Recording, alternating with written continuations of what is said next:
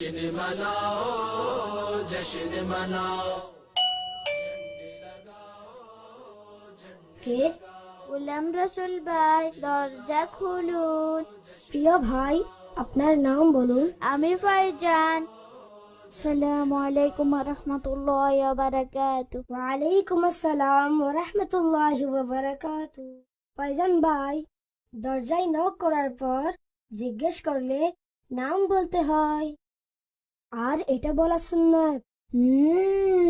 ঠিক আছে, ভবিষ্যতে আমি তাই করব ইনশাআল্লাহ আজ্জা ওয়া জাল। আসুন, ভিতরে আসুন। এখানে পতাকা কেন?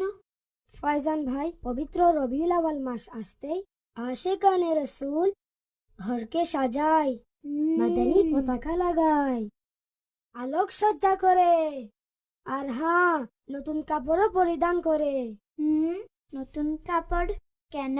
ফয়জান ভাই, রবিউল আউয়াল মাসের 12 তারিখ আমাদের প্রিয় নবী সাল্লাল্লাহু তাআলা আলাইহি ওয়া আলিহি ওয়াসাল্লাম দুনিয়াতে তাশরীফ আনেন। এই দিনে আমরা আনন্দ উদযাপন করি, তাই নতুন নতুন কাপড় পরিধান করি, মজার মজার খাবার রান্না করি, আর অনেক নেক আমলের সাথে সাথে রোজাও রাখি।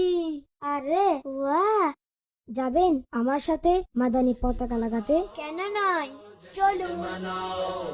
গোলাম রসুল ভাই, আপনার মনে আছে আপনি আমাকে ওপরে ওঠার এবং নিচে নামার সুন্নাত বলেছিলেন? ওপরে ওঠার সময় আল্লাহু আকবার এবং নিচে নামার সময় সুবহানাল্লাহ পড়তে হয়। আপনার মনে আছে তাহলে? তবে চলুন আল্লাহু আকবার বলতে বলতে উপরে উঠি। আল্লাহু আকবার, আল্লাহু আকবার, আল্লাহু আকবার। जश्न मनाओ झंडे लगाओ झंडे लगाओ नबी का जश्न मनाओ। আহা, লাইট লাগানো আমাদের কাজ নয়, এটি বড়দের কাজ।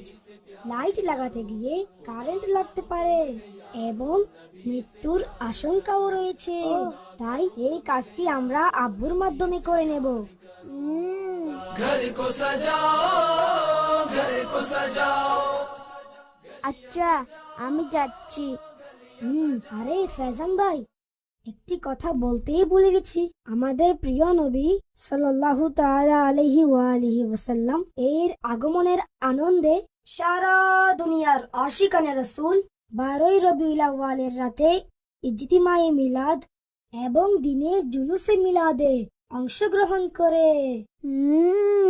মাশাআল্লাহ আজ্জা ওয়া জাল। আপনার কি ইচ্ছা, অংশগ্রহণ করবেন?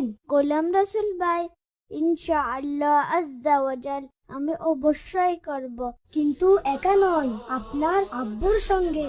নবীর আগমন, মারহাবা, রাসূলের আগমন। মারহাবা। झंडे लगाओ